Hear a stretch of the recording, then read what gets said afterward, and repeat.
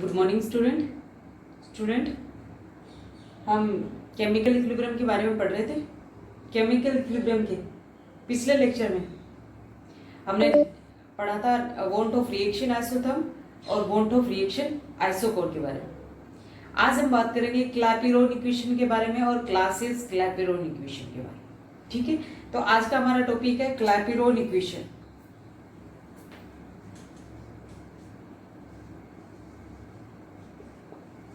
Clapeyron equation. Clapeyron equation क्या है? देखिए, जब कोई प्योर सब्सटेंस जिसकी दो फेजेस आपस में इक्विलिब्रियम की कंडीशन में है, तो उस सिस्टम के लिए जो थर्मोडायनेमिक रिलेशन बताया जाता है वो किसकी हेल्प से बताते हैं? क्लैपेरॉन इक्वेशन की हेल्प से बताते हैं। या फिर कह सकते हैं कि कोई प्योर सब्सटेंस जो अपनी दो फेजेस में इक्विलिब्रियम की कंडीशन में है, तो उस सिचुएशन में टेम्परेचर के सापेक्ष जो प्रेशर का वेरिएशन एक्सप्रेस किया जाता है वो किस इक्वेशन से एक्सप्रेस करते हैं? क्लैपेरॉन इक्वेशन से एक्सप्रेस करते हैं। ठीक है, तो जो क्लैपेरॉन इक्वेशन है, क्लैपेरॉन इक्वेशन को गिब्स हेल्महोल्ट्ज इक्वेशन से डेराइव करेंगे। तो मान लीजिए कोई प्योर सब्सटेंस है जिसकी एक फेज ए है और अनदर फेज बी है, जो किसी गिवन टेम्परेचर और प्रेशर पे क्या है? इक्विलिब्रियम की कंडीशन में। ठीक है, तो फेज ए में सब्सटेंस की मोलर फ्री एनर्जी Ga है और फेज बी में सब्सटेंस की मोलर फ्री एनर्जी क्या है? Gb है। ठीक है, molar free energy at equilibrium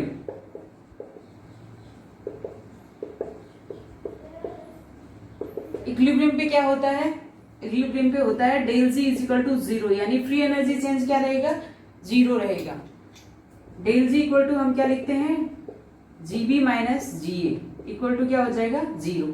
तो Gb इक्वल टू क्या हो गया? Ga हो जाएगा। ठीक है, यानी कि इक्विलिब्रियम की कंडीशन में सब्सटेंस फेज ए में सब्सटेंस की मोलर फ्री एनर्जी और फेज बी में सब्सटेंस की मोलर फ्री एनर्जी क्या रहेंगी? सेम रहेंगी, या फिर कह सकते हैं इक्वल रहेंगी। अब मान लीजिए मैंने सिस्टम का टेम्परेचर चेंज कर दिया। टेम्परेचर को चेंज करके मैंने T से क्या कर दिया? T प्लस dt कर दिया। अगर सिस्टम का टेम्परेचर चेंज किया तो इक्विलिब्रियम को मेंटेन रखने के लिए प्रेशर भी चेंज होगा। तो प्रेशर क्या हो जाएगा? P प्लस dP हो जाएगा।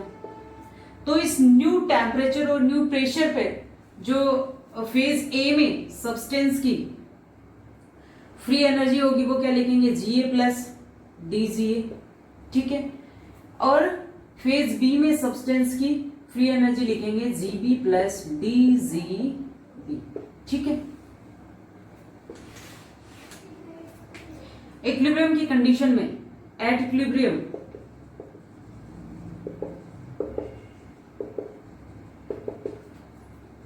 Ga प्लस DGA इक्वल हो जाएगी Gb प्लस DGB की। ठीक है, अभी हमने इक्वेशन फर्स्ट देखी थी, उसमें क्या बोला था? Ga इक्वल टू क्या है? Gb की, यानी G और Gb क्या है? इक्वल है एक दूसरे के, इसलिए ये कैंसिल आउट हो जाएंगे। तो हमें क्या मिलेगा? DGA इक्वल टू हो जाएगा DGB, इक्वेशन सेकंड। ठीक है, according to Gibbs Helmholtz equation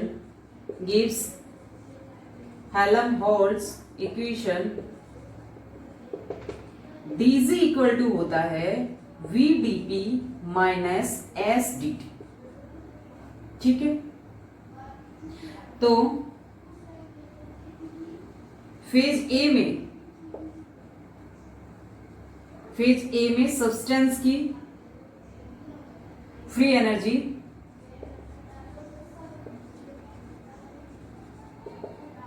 DGA equal to हो जाएगी VAdP माइनस SAdT। इसी तरह से फेज बी में सब्सटेंस की free energy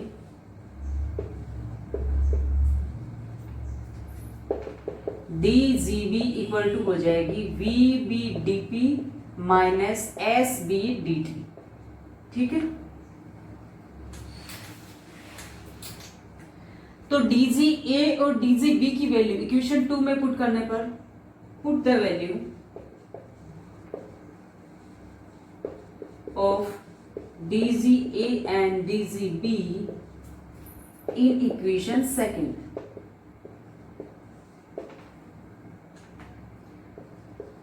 VBdP minus SBdt equal to हो जाएगा VAdP minus SAdt।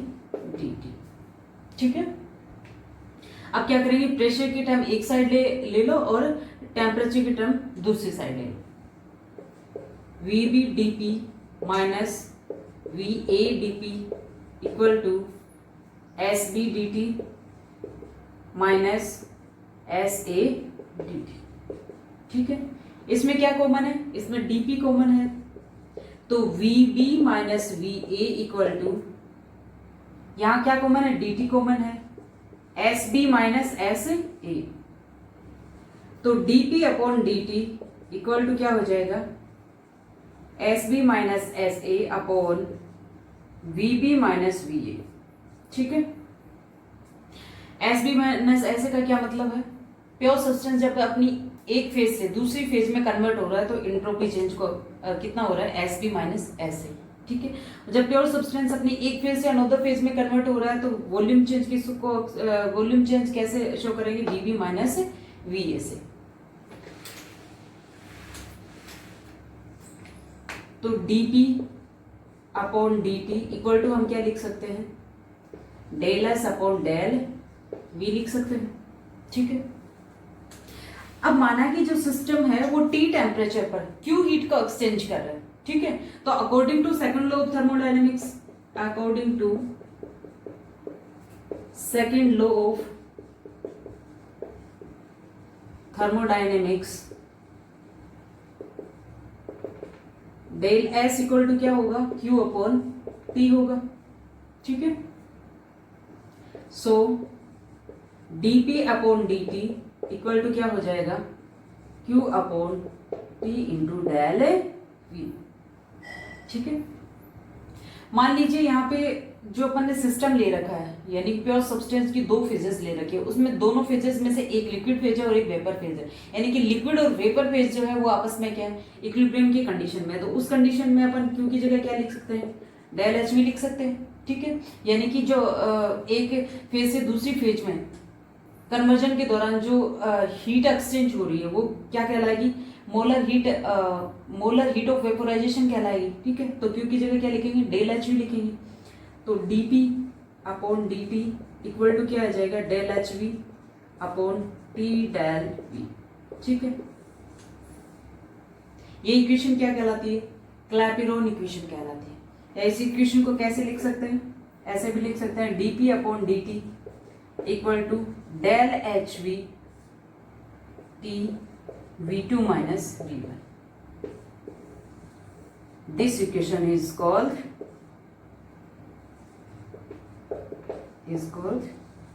Clapeyron equation.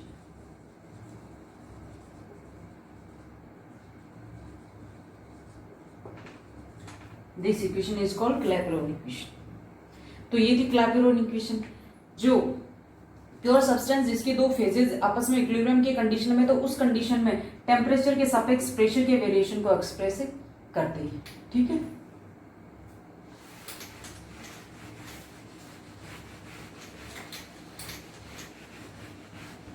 अब बात करते हैं क्लासियस क्लैपेरोन इक्वेशन की।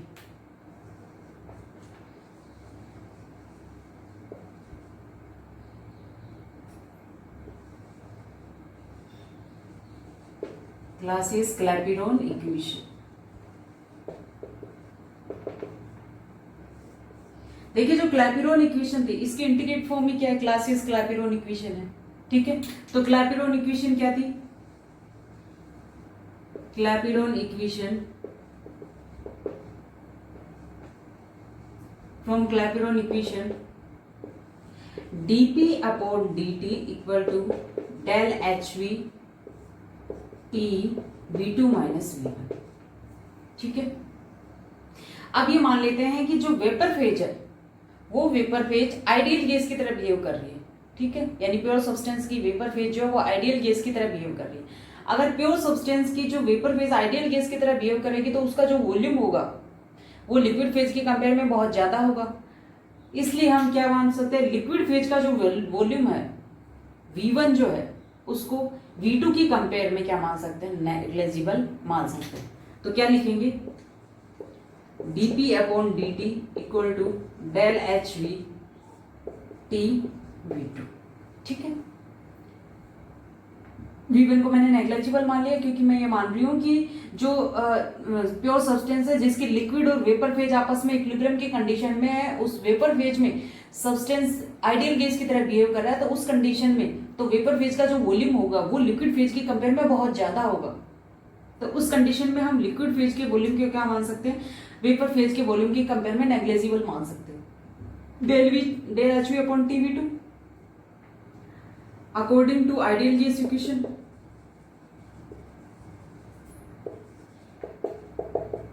PV is equal to R T. 1 mole के लिए PV is equal to R T, तो V इज इक्वल टू क्या लिखेंगे, आर टी अपॉन पी लिखेंगे। Put the value of V in above equation. इस equation में V की value रखेंगे यानी आयतन का मान रखेंगे तो क्या आएगा, dp upon dt equal to del H V T, v की जगह रखा तो क्या आएगा, आर टी पी। ठीक है,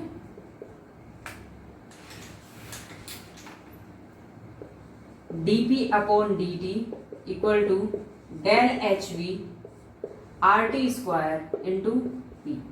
इस p को इधर ले आइए, प्रेशर को 1 upon P dp upon dt equal to del H V upon R T square. ठीक है, ये 1 upon P dp upon dt जो है इसको अपन लिख सकते हैं dln p अपॉन dt। ठीक है, तो इसकी जगह क्या लिखेंगे, इसकी जगह लिखेंगे dln p upon dt equal to del H V R T square. ये इक्वेशन क्या कहलाती है, क्लासियस क्लैपेरॉन इक्वेशन कहलाती है। इस इक्वेशन को अदर वे से भी एक्सप्रेस कर सकते हैं, जैसे इस इक्वेशन को इंटीग्रेट करने पर integrate the above equation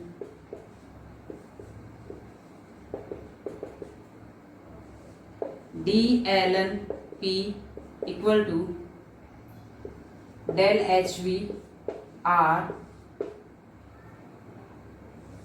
1 upon T square D T. ठीक है, h अपॉन आर कॉन्स्टेंट है इसलिए मैंने इसे बाहर रख लिया और टी स्क्वायर का इंटीग्रेशन करेंगे। इसका इंटीग्रेशन क्या आएगा, एल एन पी आएगा, और 1 अपॉन टी स्क्वायर का इंटीग्रेशन क्या आता है, -1 अपॉन टी आता है। ठीक है, यानी 1 अपॉन टी स्क्वायर का इंटीग्रेशन क्या होगा, -1 upon T R T plus C. ये क्या है, इंटीग्रेशन कोफिशिएंट।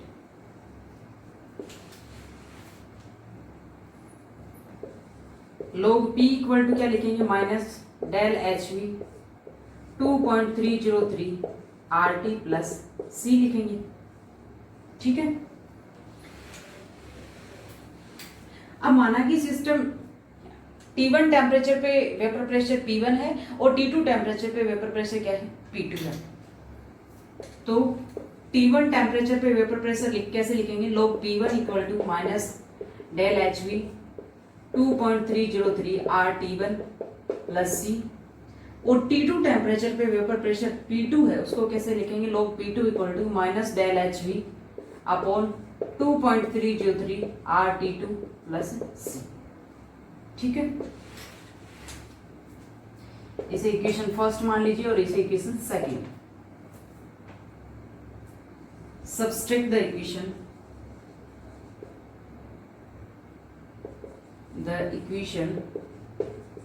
सेकंड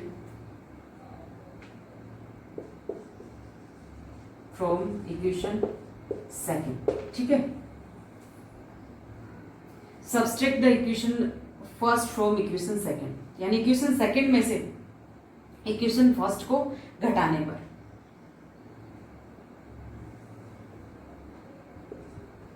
तो क्या आएगा? log P2 माइनस log P1 equal to, log P2 की वैल्यू क्या है? Del H V upon 2.303 RT2 minus del H V upon 2.303 RT1। C cancel out हो गया, तो क्या लिखेंगे? log P2 upon P1 equal to minus del H V 2.303 R 1 upon T2, ये common आ गया, माइनस 1 अपॉन T1। ठीक है, ये इक्वेशन क्या कहलाती है? ये इक्वेशन क्लासियस क्लैपेरॉन इक्वेशन कहलाती है। ठीक है, यहाँ P1 और P2 क्या है? P1 और P2 टेम्परेचर T1 और T2 पर क्या है? वेपर प्रेशर है। और डेल एच वी क्या है? Del H V molar heat of vaporisation को एक्सप्रेस कर रही है। तो ये इक्वेशन क्या कहलाती है? क्लासियस क्लैपेरॉन इक्वेशन कहलाती है। क्लासियस क्लैपेरॉन इक्वेशन की हेल्प से हम अलग अलग टेम्परेचर पे अगर वेपर प्रेशर ज्ञात है तो उसकी हेल्प से हम मोलर हीट ऑफ वेपोराइजेशन ज्ञात कर सकते हैं।